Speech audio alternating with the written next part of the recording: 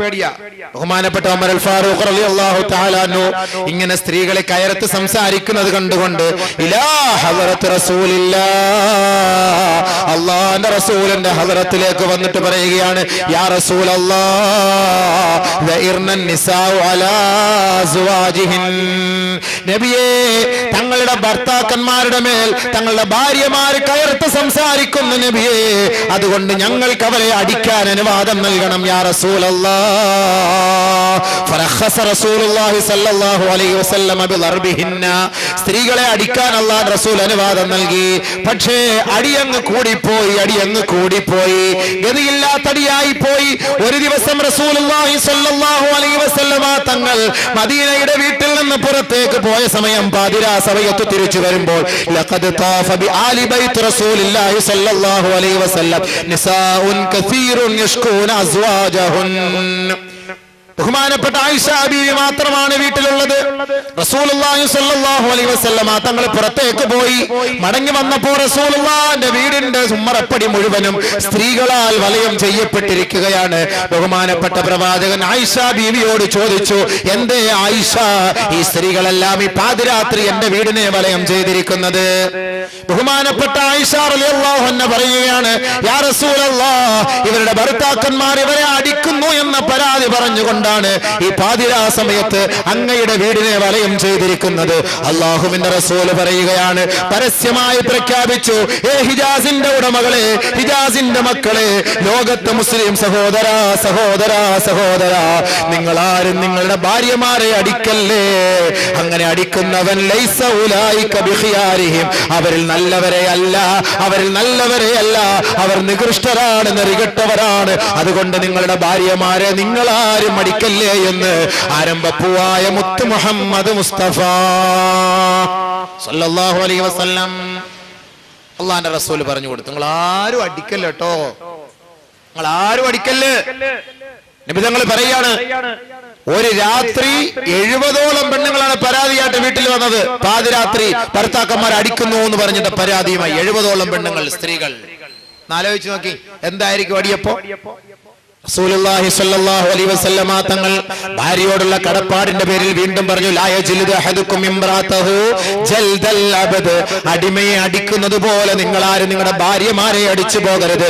സുമ്മ യുജാമിഉഹാ ഫീ ആഖിരിൽ ലൈൽ, ഭാര്യയെ അടിച്ച് മൃഗീയമായ നിലയിൽ വേദനിപ്പിച്ച് വീടിന്റെ ഏതെങ്കിലും ഒരു മൂലയിൽ ചവിട്ടി താഴ്ത്തിയിട്ട് അവന്റെ ശാരീരിക വികാരം പൂർത്തിയാക്കാൻ പാതിരാ കഴിഞ്ഞ സമയത്ത് വേദന കൊണ്ട് മല്ലിടുന്ന പെണ്ണിനെ പിടിച്ച് മലർത്തിക്കിടത്തി അവളുമായി ശാരീരിക ബന്ധം പുലർത്താൻ നാണമില്ലേ എന്ന് ലോകൈക ഗുരു മുഹമ്മദ് മുസ്തഫ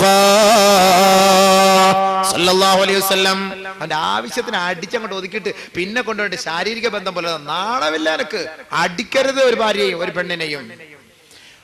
അങ്ങനെ നിനക്ക് നിന്റെ ഭാര്യയുമായി യോജിച്ചു പോകാൻ കഴിയില്ല എങ്കിൽ ഈ പീഡന മുറകളെല്ലാം ഒഴിവാക്കി ഇസ്ലാമിക വിധിപ്രകാരം, മതപ്രകാരം, നിയമനിർമ്മാണ പ്രകാരം തസ്രീഹിം ബി ഇഹ്സാൻ, നല്ല നിലയിൽ നീ അങ്ങോട്ട് ഒഴിവാക്കിയാലേ, നല്ല നിലയിൽ ഒഴിവാക്കിയാലേ. അതല്ലാതെ പീഡിപ്പിക്കാനോ പരസ്യപ്പെടുത്തി നാട്ടുകാരെ മുഴുവൻ panchayat, municipality, police station, SP office, രാജ്യത്തിന്റെ എല്ലാ ഓഫീസിലും ഈ പെണ്ണിനെയും കൊണ്ട് കയറിയിറങ്ങി വർഷങ്ങളായി, 8 വർഷമായി ഇവിടെ എനിക്ക് ഒഴിവാക്കി തരാൻ പറഞ്ഞിട്ട് ആരും ഒഴിവാക്കി തരുന്നില്ല, എനിക്കൊരു പെണ്ണ് കെട്ടാനും പറ്റുന്നില്ല, ആകെ ഇടങ്ങേറുണ്ട് അവലും കഞ്ഞിന്നും പറഞ്ഞിട്ട് നാട്ടുകാരുടെ മുഴുവനും മുന്നിൽ, അന്യപുരുഷന്മാരുടെ മുഴുവനും മുന്നിൽ ഈ പെണ്ണിനെയും പൊക്കിക്കൊണ്ട് നീ നടക്കരുത് എന്നർത്ഥം. യോജിക്കാൻ പറ്റൂലേ? ഉപദേശിച്ച് നോക്കുക, അടിച്ചു നോക്കുക, മാറി നോക്കുക. നടക്കൂല എങ്കിൽ പതുക്കെ ഇസ്ലാമിക നിയമപ്രകാരം ഖാദിമാരുടെ മുന്നിൽ പോയിട്ട് അവളെ അങ്ങോട്ട് നല്ല നിലയിൽ തസ്രീഹും ബി ഇഹ്സാൻ, നല്ല നിലയിൽ അള്ളാഹും റസൂലും പറയുന്ന നിലയിൽ, മാന്യമായ നിലയിൽ അവളെ നീ അങ്ങോട്ട് ഒഴിവാക്കുക. ഈ കരാറാണ് കല്യാണത്തിന്റെ ദിവസം പെണ്ണിന്റെ പിതാവിന്റെ കയ്യിൽ കൈവച്ചുകൊണ്ട്, ചെറുപ്പക്കാരെ നിങ്ങൾ എടുക്കുന്ന കരാർ, ഈ കരാർ നിങ്ങൾ ഉടച്ചു കളഞ്ഞാൽ അള്ളാഹുവിന്റെ കോടതിയുടെ മുന്നിൽ നിന്ദ്യനായി തലകുനിച്ചു നിൽക്കേണ്ടി വരും. പടച്ചവൻ കാക്കട്ടെ. ഈ കരാറെല്ലാം പറഞ്ഞു പൂർത്തിയാക്കിയിട്ടാണ് അൽ ഫാത്തിഹ ഓതുന്നത്. ഫാത്തിഹായ ഒരു സാക്ഷ്യം. ഇതാണ് കല്യാണം. കല്യാണം കഴിഞ്ഞു. കല്യാണം കഴിഞ്ഞ മാത്രയിൽ രണ്ടാമതായി ചെയ്യേണ്ട ഉത്തരവാദിത്വം ചെറുക്കന്റെയും പെണ്ണിന്റെയും കൈക്ക് പിടിച്ച് മംഗളാശംസ നേരലാണ്. എന്താ മംഗളാശംസ? ഓരോ പാർട്ടിക്കാരും അവരുടെ പത്രങ്ങൾ കൊണ്ടുവന്ന് ഇങ്ങനെ വായിക്കും മംഗളാശംസ. അത് കുറെ സാഹിത്യ വാക്കുകളൊക്കെ ചേർത്തുകൊണ്ട് മംഗളാശംസ നേരുന്നു, മംഗളാശംസകൾ നേരുന്നു. ഇല്ല, ഒരു പെണ്ണിന്റെ കൈക്ക് പിടിച്ച് പെണ്ണുങ്ങൾ പറയട്ടെ, അയ്യുഹസ്സൗജാൻ ബാറകല്ലാഹു ലകുമാ വബാറക അലൈകുമാ വജമഅ ബൈനകുമാ ഫീ ഖൈരിൻ വആഫിയ. നവവരന്റെ കൈക്ക് പിടിച്ച് സുഹൃത്തുക്കൾ പറയട്ടെ, കല്യാണത്തിന് വന്ന സഹോദരങ്ങൾ പറയട്ടെ, അയ്യുഹസ്സൗജാൻ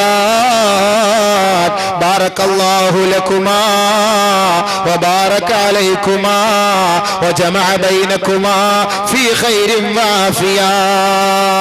അതാണ് ഉസ്താദുമാർ ഫാത്തിഹ ഓതി ദുആ ചെയ്യുമ്പോൾ 3 പ്രാവശ്യം പറയുന്നത്, അയ്യുഹസ്സൗജാൻ, ഓ നവവധൂവരനേ, ബാറകല്ലാഹു ലകുമാ, നിങ്ങൾക്ക് രണ്ടുപേർക്കും അല്ലാഹു ബർക്കത്ത് ചെയ്യട്ടെ, അനുഗ്രഹം ചൊരിയട്ടെ.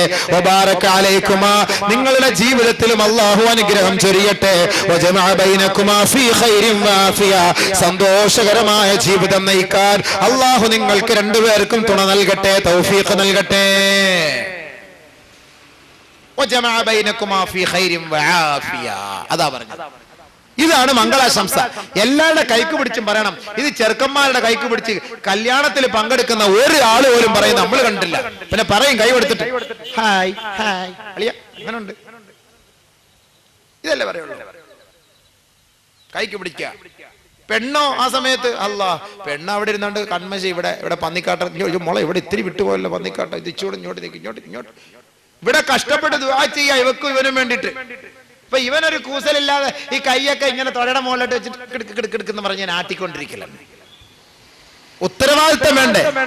ആമീൻ പിടിക്കുമ്പോ നിനക്ക് വേണ്ടി ഇത്രയും പേര് ആമീൻ പിടിക്കുന്നത്, ആമീൻ പറയുന്നത്, നിനക്ക് വേണ്ടി ദുആ ചെയ്യുന്നത് എന്താണ്? ഇന്നലെ വരെ നീ ഏതോ കാടൻ ജീവിതം നയിച്ച് ഇന്ന് നീ ഒരു ഇസ്ലാമിക ജീവിതം നയിക്കാൻ വേണ്ടി കാലെടുത്ത് വെച്ചു. അങ്ങനെ നീ ഒരു ഭാര്യയും ഭർത്താവുമായി കഴിഞ്ഞു. നിങ്ങൾ രണ്ടുപേരുടെയും ജീവിതത്തിൽ എല്ലാവിധ ഖൈറും ബർക്കാത്തുകളും അല്ലാഹു ചൊരിഞ്ഞു തരുന്നതിന് വേണ്ടി ഞങ്ങൾ ഇത്രയും പേരെ സാക്ഷ്യപ്പെടുത്തി നിനക്ക് വേണ്ടി പ്രാർത്ഥിക്കുമ്പോ നീ കുറച്ച് കൈകളൊക്കെ ഉയർത്തി ഭവ്യതയോടുകൂടി അല്ലാഹുവിന്റെ മുന്നിൽ നെറ്റിയൊക്കെ ഒന്ന് കുനിച്ചുകൊണ്ട് നീ കരഞ്ഞുകൊണ്ട് ആമീൻ പറ. നിങ്ങളൊന്ന് ശ്രദ്ധിച്ചു നോക്കി. നിങ്ങൾ കല്യാണ വീട്ടിൽ പോകുമ്പോ ഈ ചെറുക്കന്റെ കൈ ആമീൻ എവിടെ കൈ ഇരിക്കുന്നത് ഇനിയെങ്കിലും നോക്കോ, ആർക്ക് വേണ്ടിയാ ദുആ ചെയ്യുന്നത്? നമുക്ക് വേണ്ടിയാ. ചങ്ങാതി നിനക്ക് വേണ്ടിയാ ദുആ ചെയ്യുന്നത്. നീ ഒന്ന് കാര്യമായിട്ട് ആമീൻ പറ. നീ കാര്യമായിട്ട് ആമീൻ പറയാതെ ഞങ്ങൾ മാത്രം പറയേണ്ട എന്താ കാര്യം? നീ കാര്യമായി ആമീൻ പറയാത്തത് കൊണ്ടാണ് കല്യാണം കഴിഞ്ഞ് 5-6 ദിവസം കഴിഞ്ഞിടം മുതൽ അടിയും വെള്ളപ്പൊക്കവും തുടങ്ങുന്നത്. കാര്യത്തിന് തുടക്കം അവിടെ നിന്നാണ്. കാരണം ബർക്കത്ത് കിട്ടിയില്ല, ഖൈറായ നിലയിൽ അള്ളാഹു നിങ്ങളെ ഒരുമിപ്പിച്ചിട്ടില്ല. നീ ആമീൻ പറയാത്ത കൊണ്ടാണ്. അതുകൊണ്ട് ആത്മാർത്ഥമായി ആമീൻ പറ. കൈകൾ ഉയർത്തി പിടിച്ച് പടച്ചവനെ, തെറ്റായി പോയല്ലോ, ഞാൻ കഴിഞ്ഞ ജീവിതങ്ങൾ ചെയ്ത തെറ്റുകൾ എല്ലാം നീ മാപ്പാക്കി ഈ ഒരു നല്ല കുടുംബ ജീവിതം, അള്ളാഹുവെ ഭാസുരമായ ജീവിതം നിനക്ക് തൃപ്തിപ്പെട്ട നിലയിൽ അത് നടത്തി മുന്നോട്ട് കൊണ്ടുപോകാൻ തൗഫീക്ക് തരാൻ വേണ്ടി ആത്മാർത്ഥമായി ഒരു തുള്ളി കണ്ണുനീര് വീഴട്ടെ നിന്റെ കൈകളിലേക്ക്. അൽഹംദുലില്ലാ, ആ കുടുംബ ജീവിതം അള്ളാഹു ബർക്കത്തിലാക്കും. കല്യാണം കഴിഞ്ഞ ഉടനെ പെണ്ണെ, ചെറുക്ക, നിനക്കൊരു ഉത്തരവാദിത്തമുണ്ട്. ഈ ദുആ ചെയ്തതിന് ശേഷം, മംഗളാശംസ കഴിഞ്ഞതിന് ശേഷം ആദ്യ രാത്രിയായി മണിയറയിലേക്ക് കാലെടുത്ത് വെക്കുമ്പോ 2 റക്അത്ത് നീ ഒന്ന് സുന്നത്ത് നമസ്കരിക്കണേ. കൂടുതലൊന്നും വേണ്ട, 20 റക്അത്ത് തറാവീഹ് നമസ്കരിക്കാൻ നിൽക്കണ്ട, സമയമില്ലല്ലോ. എത്രയോ ദിവസം കൊണ്ട് 5ാം ക്ലാസ് മുതൽ പെണ്ണിനെ നോട്ട വിട്ട് 10ാം ക്ലാസ് വരെ അഡ്ജസ്റ്റ് ചെയ്ത് കൊണ്ടുവന്ന് 12 വരെ നോട്ട വിട്ട് 15ന്റെ അന്ന് കെട്ടിച്ചും തന്ന് ഇനി ഇവിടെ ഇരുന്ന് 20 റക്അത്ത് ഇവിടെ നിസ്കരിക്കണം എന്ന് പറഞ്ഞ് നടക്കുന്ന കാര്യമൊന്നും അല്ല. അത് ഇത്ര നാൾ കൊണ്ട് നമ്മൾ ഓടിച്ചിട്ട് പിടിച്ച കല്യാണമായത്. ബഹുമാനമുള്ള സഹോദര, 2 റക്അത്ത് സുന്നത്ത് നമസ്കരിച്ചുകൊണ്ട് നിങ്ങളുടെ ദാമ്പത്യ ജീവിതം അള്ളാന്റെ തൃപ്തിയിലേക്ക് കൊണ്ടുവരാനും നിങ്ങളുടെ ബന്ധപ്പെടലിലൂടെ നിങ്ങൾക്ക് നൽകുന്ന സന്താനങ്ങൾ അള്ളാഹുവിന് ഇഷ്ടപ്പെട്ട സന്താനമായി മാറുവാനും നിങ്ങൾ ആത്മാർത്ഥമായി പ്രാർത്ഥിക്കണം. ബഹുമാനപ്പെട്ട അലി റളിയല്ലാഹു അൻഹുവിന്റെ ഒരു ചെറിയ സംഭവം. ഫാത്തിമ ബീവി മണിയറയിലിരുന്ന് പൊട്ടി കരയുമ്പോൾ ഫാത്തിമ ബീവിയുടെ അരികത്തേക്ക് പോയിക്കൊണ്ട് റസൂലുള്ളാഹിന്റെ മരുമോൻ അലി റളിയല്ലാഹു അൻഹു പറയുകയാണ്, ഫാത്തിമ, എന്തേ ഫാത്തിമ നീ കരയുന്നത്? തറകാ ഫിറാശഹുമാ വഖാമാ ഫിദ്ദുജാ യതലദാനി ബി തഅതിർ റഹ്മാനി.